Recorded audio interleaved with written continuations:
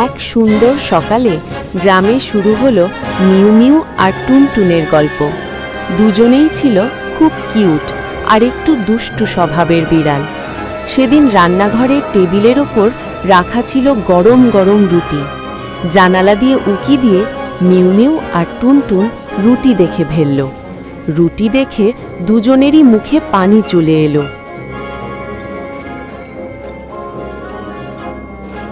টুনটুন ফিসফিস করে বলল, চল একটু নিই। মিউ মিউ একটু ভেবে বলল, ঠিক আছে, কিন্তু তাড়াতাড়ি। এক লাফে তারা টেবিলে উঠে রুটি তুলে নিল। তারপর হাসতে হাসতে দৌড়ে পালালো গ্রামের পথ ধরে। কিন্তু গাছের নিচে এসে তারা থেমে গেল। টুনটুন বলল, এই রুটি বড়। মিউ মিউ বলল, না, আমারটা বড়। দুজনের মধ্যে ঝগড়া শুরু হয়ে গেল। কেউ কাউকে ছাড়তে চাইল না।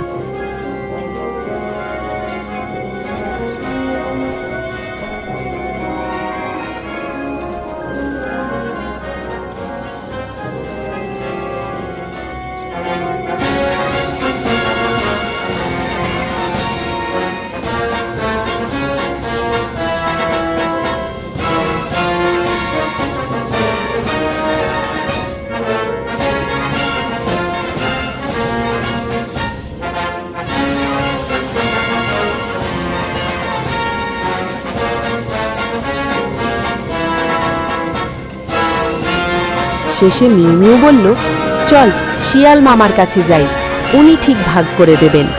দুজন রুটি নিয়ে জঙ্গলের দিকে হাঁটল। জঙ্গলটা ছিল শান্ত আর সুন্দর। গাছের নিচে বসেছিল চালাক শিয়াল মামা। শিয়াল মুচকি হেসে বলল, কি হয়েছে? বিড়াল দুটো সব কথা বলল।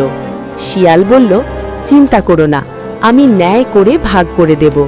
সে রুটি দুটো হাতে নিল, একটা একটু বড়, একটা ছোট করল। তারপর বলল, আহা, সমান হলো না। এই বলে বড় রুটিটা একটু খেলো। আবার বলল, এখনো ঠিক হয়নি। এইবার ছোটটাও একটু খেলো। বিড়ালরা তাকিয়ে রইল। কামড়ের পর কামড়ে রুটি ছোট হতে লাগলো। হঠাৎ টুনটুন বুঝতে পারল কিছু একটা ঠিক নেই, কিন্তু তখন অনেক দেরি। শেষ কামড়টা খেয়ে শিয়াল বলল, এখন একদম সমান। কিন্তু রুটি তো আর নেই। শিয়াল হেসে চলে গেল। মিউ মিউ আর টুনটুন অবাক হয়ে তাকিয়ে রইল। চোখে পানি এসে গেল। মিউ মিউ বলল, আমরা ভুল করেছি। টুনটুন বলল, লোভ আর ঝগড়া আমাদের ক্ষতি করেছে। দুজন একসাথে বসে সিদ্ধান্ত নিল, এরপর থেকে ভাগাভাগি করবে, ঝগড়া করবে না।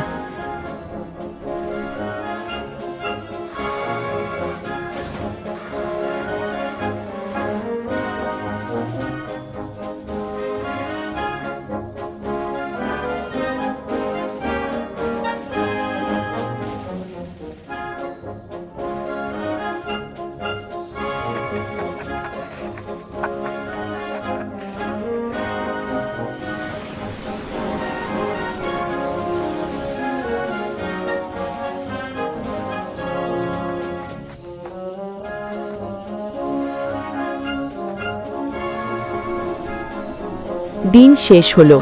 রাতে তারা একসাথে ঘুমিয়ে পড়ল। নতুন দিনে তারা আরও বুদ্ধিমান হলো। শিক্ষা: লোভ আর ঝগড়া করলে ক্ষতি হয়, ভাগাভাগি করলে সবাই সুখী হয়।